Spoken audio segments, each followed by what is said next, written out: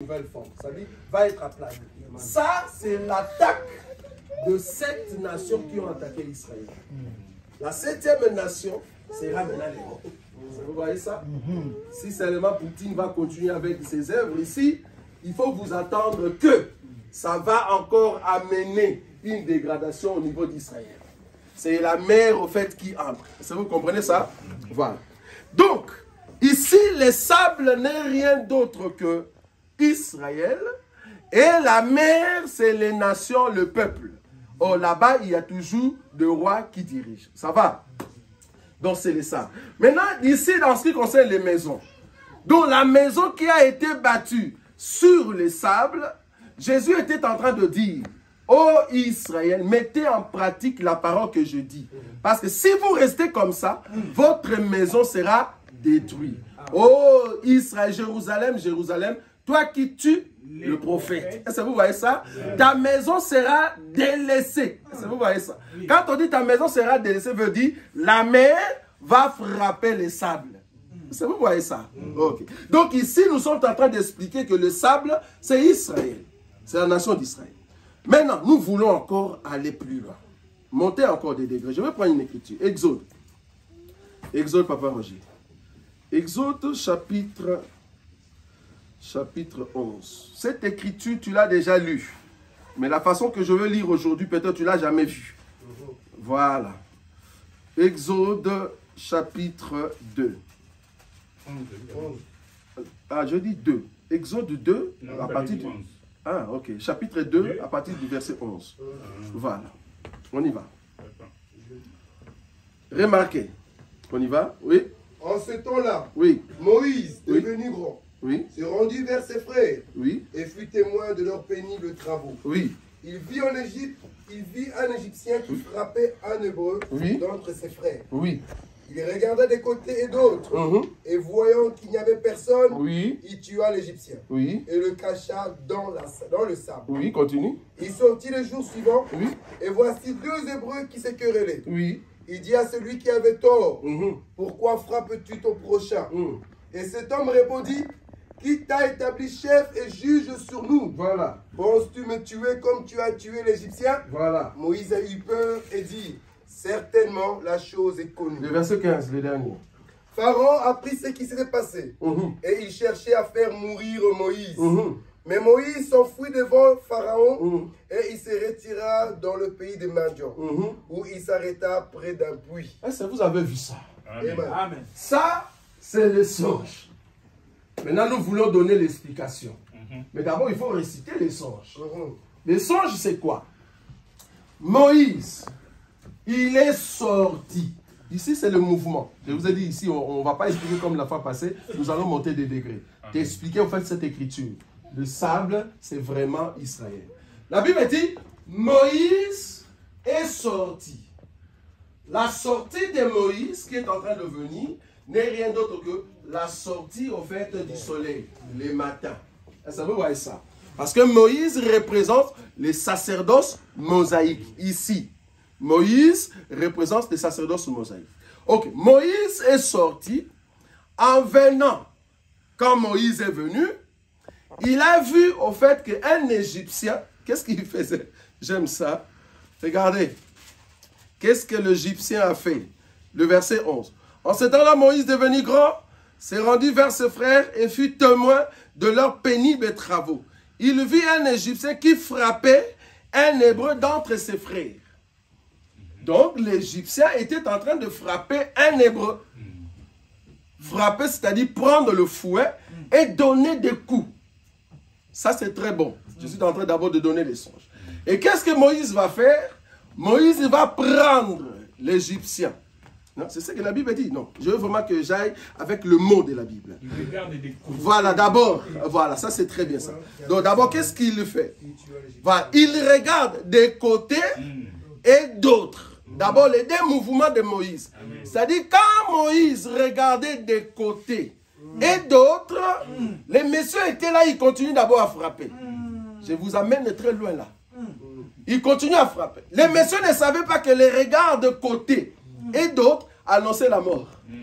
Ça, il n'a pas vu. Maintenant, quand Moïse a fini de regarder des côtés et d'autres, Il a trouvé que des côtés et d'autres. Il n'y a personne qui va soutenir l'Égyptien. Comme il n'y a personne qui soutient l'Égyptien, donc je peux le saisir. Est-ce que vous voyez? Amen. Moïse viendra maintenant pour saisir l'Égyptien.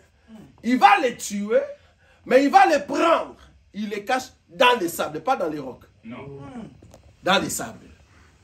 Pendant que le corps est dans les sables, la Bible dit quoi? Le jour, le lendemain, c'est ça. Ce n'était plus le même jour. Hein?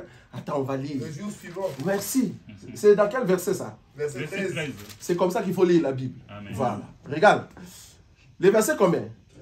13 maintenant. La Bible dit, il sortit le jour suivant. 2 sorties. Est-ce que vous voyez ça? La première sortie, il est venu pour tuer une personne. La deuxième sortie, maintenant, lui, il pense que tout va bien. Mais remarquez une chose. Pendant que Moïse sort le deuxième jour, la journée là où il a tué les messieurs, dans la maison de ces messieurs-là, il y a des gens qui le cherchent. On cherche l'Égyptien. Mais papa était parti au boulot. Pourquoi il ne revient pas? Est-ce que vous voyez? Alors que le papa, on l'a tué, on l'a mis dans les sables. C'est les sables qui gardent le papa, alors que visiblement comme ça, on ne le voit plus. Est-ce que vous voyez ça? Voilà. Donc si tu veux chercher le corps, comment on dit, les habits de ces messieurs, tu vas le trouver dans les sables. Mais l'esprit du monsieur commence à tourmenter maintenant sa famille. Mais je me trouve où? Il faut me chercher. Donc, en d'autres termes, dans la famille de l'Égyptien, c'est le deuil. Vous avez vu ça? Exact. Amen. Le deuil se passe dans la famille de l'Égyptien. Maintenant, Moïse sort le deuxième jour. L'autre jour, il vient, il se promène calmement. Curieusement, au lieu de voir troupe de gens en train de disputer, au lieu de voir une personne, au lieu de voir 5, il ne voit que 2. Ça, j'aime. Seulement 2, pas 3. 2 personnes qui vont au fait se quereller. Les 2 personnes, ça c'est le deuxième jour maintenant. Amen. J'aime parce que les aigles commencent à voir déjà. Le deuxième jour, il voit que 2 personnes. Et les 2 personnes disent, messieurs, qui t'a établi juge et chef sur nous? Tu veux nous tuer comme tu as tué l'Égyptien. Donc l'Égyptien est mort. Ça, vous voyez ça? Quand Moïse a appris cela, qu'est-ce qu'il a fait? Il a fui. Pourquoi il a fui? Parce que Pharaon le cherchait. Si Pharaon l'attrape, il va le tuer. Alors Moïse doit fuir de l'Égypte. Ça, vous voyez? Amen. Que veut dire ces choses? Yes. Ça, c'était le songe. Le Moïse ici, dans cette écriture, c'est le sacerdoce mosaïque, je vous ai dit. Le sacerdoce mosaïque est venu pour chercher l'Égyptien. L'Égyptien ici, c'est notre Seigneur Jésus. Amen. C'est notre Seigneur Jésus qui était en train d'enseigner un enseignement terrible qui dérangeait les Hébreux. Est-ce que vous voyez? C'est ça le mouvement de frapper l'Hébreu. Est-ce que vous voyez ça? Ça dérangeait la conscience. Amen. Ça dérangeait l'enseignement de Moïse. Est-ce que vous voyez? C'est au fait le temps de le frapper. Je me rappelle le même jour, on a envoyé le huissier pour aller l'arrêter. Pourquoi? Parce qu'il frappe le peuple. Il va dévier le peuple. Est-ce que vous voyez ça? Comme il va dévier, il faut l'arrêter maintenant. On est venu pour l'arrêter. Les huissiers ont dit, jamais un homme n'a parlé comme cet homme. C'est-à-dire le coup de fouet était terrible. Est-ce que vous voyez ça? C'est parce que le coup de fouet était terrible. Maintenant, qu'est-ce que les huissiers vont dire? Ils vont dire au sacrificateur, en tout cas, ça ne va pas. Donc, on doit chercher un autre temps. Est-ce que vous voyez? Maintenant, quand le temps était venu, ils ont regardé dans la loi et dans le futur. C'est ça les regards d'un côté et de l'autre. Les sacrificateurs, parce que ça c'est Moïse. Hein? Les sacrificateurs ont regardé dans la loi. Il y a un sacrificateur qui a dit, il n'y a aucun homme. Est-ce qu'il n'y a pas quelqu'un qui peut mourir pour la cause de tout un peuple? Alors la personne en question qui doit mourir pour la cause de tout un peuple, c'est un Égyptien. Mais avant de les tuer, on doit d'abord consulter de part et d'autre. Ça c'est le mouvement de Moïse qui est en train de consulter de part et d'autre. Quand il a vu que la seule personne qu'on peut crucifier, qu'on peut tuer, c'est l'Égyptien. C'est comme ça qu'on va prendre Jésus, qui a en fait la nature comme des pécheurs. Parce que les Égyptiens, ce sont des pécheurs, non? Vous comprenez? Donc, Jésus était comme un maudit. Or, les païens, c'était comme des maudits. Donc Jésus était comme un Égyptien, comme nous aussi nous étions des Égyptiens. Est-ce que vous voyez, des pécheurs. Donc du coup, on prend Jésus, on les tue. Mais en les tuant, les habits, l'histoire. Si tu veux chercher le corps, soi-disant, l'histoire de Jésus, ça se trouve encore en Israël.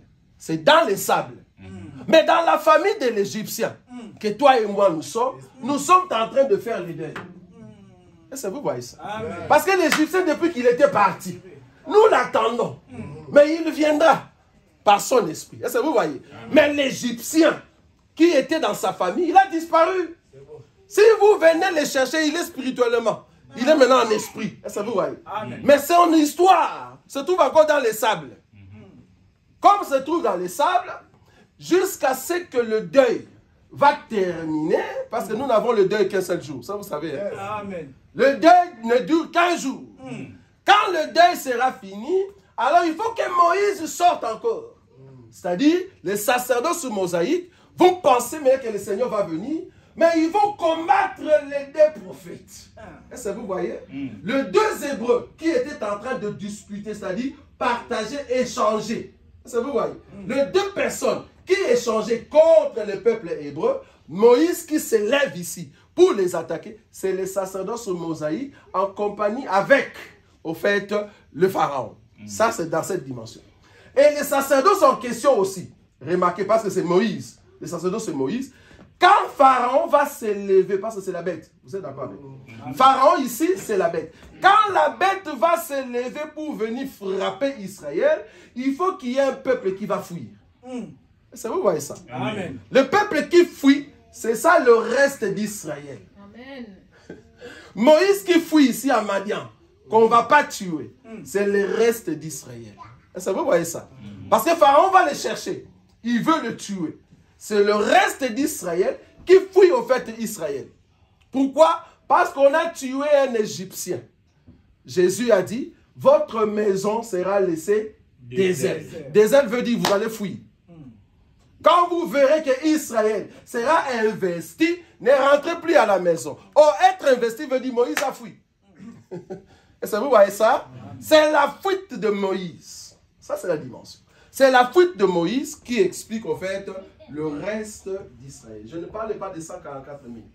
Parce que si on parle des 144 000, cela veut dire que Moïse sera tué. Ça, vous voyez? Ça, c'est une autre dimension. Mais ici, Moïse a fui. Oh, Moïse qui va fuir, il reviendra. Est-ce que vous voyez ça? Donc, c'est le reste d'Israël. Est-ce que vous avez vu ça? Donc, dans cette dimension, la deuxième maison explique au fait Israël. Est-ce que vous voyez ça? Donc, les sables ici, c'est Israël. Il y a même une écriture, Papa Roger. Une écriture, frère Edmond, qui nous dit que Dieu a donné la limite pour qu'il ne puisse pas franchir la terre. Je ne sais pas si vous voyez cette écriture. Oui, donc il y a une écriture qui dit que Dieu a donné la limite à la mer ou aux eaux de ne pas franchir la limite. Parce que Dieu a mis une limite entre la terre et les eaux. La terre en question, c'est Israël qui est le sable, et les eaux en question, c'est les nations. Les nations, c'est-à-dire là où il y a Pharaon. Vous voyez? Là où il y a Pharaon. Psaume 104. On va lire ça. Psaume. 104. Psaume. Voilà, tu peux le lire hein, rapidement. Tu as posé une limite que les eaux ne doivent point franchir. Oui. Afin qu'elles ne reviennent plus couvrir la terre. Voilà. Est-ce que vous avez vu ça? Amen. Donc Dieu a mis une limite pour que les eaux ne puissent pas franchir. Très important. Ne puissent pas franchir. En d'autres termes, les eaux, Dieu l'a donné l'ordre d'attaquer seulement quand Dieu va vouloir. Je ne sais pas si vous ne voyez pas. Je ne sais pas si vous voyez. Ça va? C'est très important. Donc, Dieu a donné la limite aux eaux de ne pas franchir. Dans d'autres termes, les nations ne peuvent, au fait, attaquer que si Dieu leur donne l'ordre. C'est très important. Donc, voilà. Donc, ici... Oui, ça va. C'est juste pour casser le compte-jour. Ah, ok. Voilà. Donc, le sable, comme je dis, c'est au fait Israël. Et les rocs, la Bible dit, je crois il y a une écriture dans les Épîtres, là où on parle de pierre vivante. Vous voyez cette écriture? On dit que nous sommes de pierre vivante. Donc, les deux maisons que Jésus était en train d'expliquer, c'est au fait une maison au temps de la grâce et une maison au fait qui est Israël. Ça, c'est dans la dimension de la révélation. Donc, dans la révélation, le sable que Jésus était en train d'expliquer, la maison qui était construite sur le sable, c'était la maison d'Israël. Et la deuxième maison qui est construite sur le roc, or les rocs, comme vous le savez, c'est Jésus lui-même. Ça va? Amen. Donc nous sommes construits sur l'enseignement des prophètes et des apôtres, Jésus lui-même étant la pierre angulaire. Ça va? Donc nous qui sommes de pierres vivantes, tu as trouvé cette écriture? Oui. Oui, tu peux le lire? 1 Pierre 2,5. Oui, on peut le lire? 1 Pierre 2,5, oui. Et vous-même, comme des pierres vivantes, édifiez-vous pour former une maison spirituelle. Ah, ça, vous avez vu ça? Amen. Édifiez-vous pour former quoi? Une maison. Cette maison-là, c'est ça. C'est ça, cette maison. Donc la maison que Jésus était en train d'expliquer, c'est au fait le corps mystérieux de notre Seigneur Jésus, qui est un corps solide, au roc. Ça va? C'est cette maison, c'est-à-dire au temps de la grâce. Mais après, Israël, Dieu va les aider maintenant avec les deux oins. Ça ne sera plus sur le sable, mais il veut maintenant consolider leur maison. Mais ça sera après. Mais avant la maison ici, Israël, sa maison, au fait, pendant les temps de Jésus, c'était une maison sur les sables. Donc Jésus était en train d'enseigner Israël. Ben, prenez au fait l'enseignement que je vous donne, mettez-le en pratique, alors vous aurez votre maison sur le roc. Mais pour le moment, votre maison ne peut pas vous sauver. Quand il y aura des vents, quand il y aura des attaques, la loi ne vous sauvera pas. Je ne sais pas si vous voyez ça. Amen. La loi de Moïse ne vous sauvera pas. Il faut au fait comprendre cette loi parce que la loi est sainte. Si vous ne comprenez pas la loi, ben vous serez toujours vagué à tout vent des doctrines. Ça, vous voyez. C'est-à-dire quand il y a le vent, tu vas au fait tomber. C'est très important. Ok. Maintenant, nous allons entrer dans les détails de notre enseignement de Daniel. Je vais prendre l'écriture. Daniel,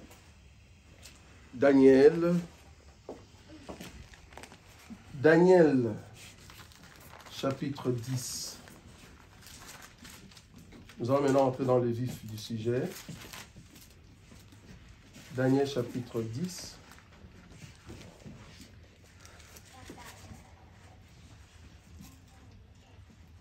Je commence à partir du premier verset. Daniel 10, à partir du premier verset. La Bible dit ceci, remarquez. La 3e année de Cyrus. Dieu ne voulait pas que le deuil se passe à la 4e année. Dieu ne voulait pas que le deuil se passe à la 5e année. Le deuil de Daniel doit commencer seulement quand Cyrus aura au fait 3 ans.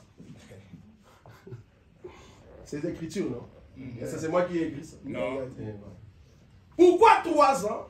Parce que quand Cyrus totalise 3 ans, or Cyrus étant le roi, Cyrus ici n'est rien d'autre que Moïse. Parce que Moïse était aussi roi. Est-ce que vous voyez ça? Cyrus qui est roi, les 3 ans expliquent le 3 ans de la loi. À la loi, aux prophètes et aux psaumes. Ça va? C'est Luc chapitre 24, le verset 44. Il fallait que ce qui est écrit de moi dans la loi de Moïse, dans le psaume et dans le prophète. Le 3 forme les 3 années. Ça vous voyez? Les 3 années de Cyrus. Quand les 3 années vont finir, comme il y a déjà les 3 lois, au fait, la loi, le psaume et le prophète, et cela n'a pas donné la vie. Est-ce que vous voyez ça? C'est la sortie de Moïse qui vient pour tuer un homme. Est-ce que vous voyez ça? Ok. Maintenant, après les 3 ans, maintenant Daniel peut entrer maintenant dans ce qu'on appelle les deuils. Mais quand est-ce que Daniel est entré dans son deuil? C'est ça la question. Nous allons lire. Remarquez. Daniel chapitre 10. Le verset 4. Parce que je ne voulais pas qu'on lise le verset 4, sinon vous allez déjà avoir mon enseignement. Parce qu'il y a d'autres personnes, quand tu donnes là où tu es assis, il dit, ah, j'ai déjà compris. Le verset 4 cache le secret de mon enseignement. Je ne voulais pas donner ça. Ça va? Le verset 4.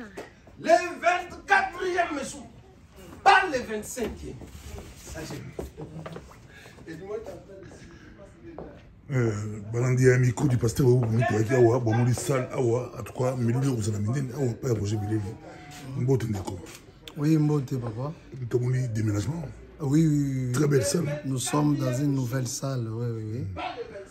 Miluli ozala le 17 le 25 pourquoi le Le 17 nous avons une journée à questions-réponses. Oh la salle. Exactement. Salle kitoko. Nous avons une salle Oyo. Avec Roger Bileli. Avec Roger Boulet, le docteur Roger Boulet.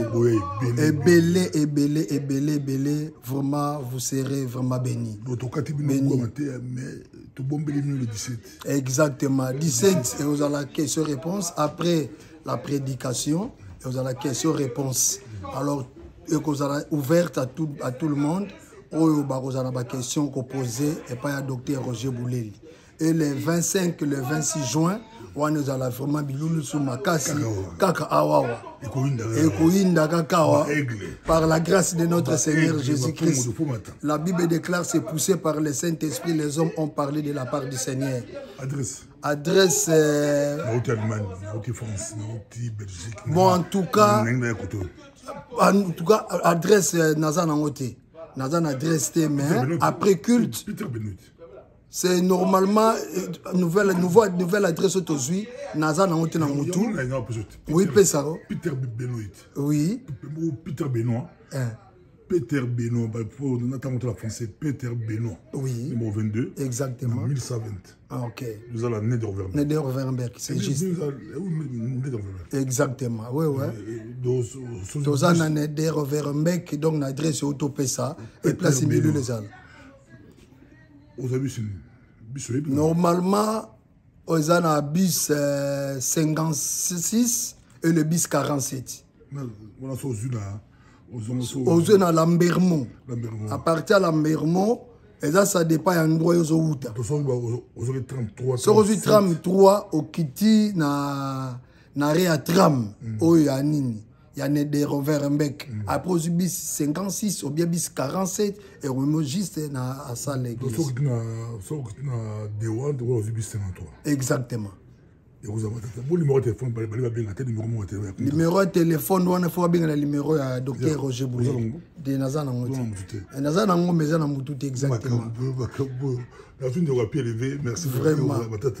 Bomoli na katokati bino kama te pour te c'est que le 17 questions réponses il y a la question nyonso exactement question nyonso la mo ya bible ya ils ont ouvert donc il y a la makambo et puis ma question il y a et puis le 25 le 26 on est à la conférence conférence les gens ont évité bakokuta de part et d'autre bakoya banini vraiment ils sont animés par Yemoko docteur Roger Boulet. Merci beaucoup avec les autres auditeurs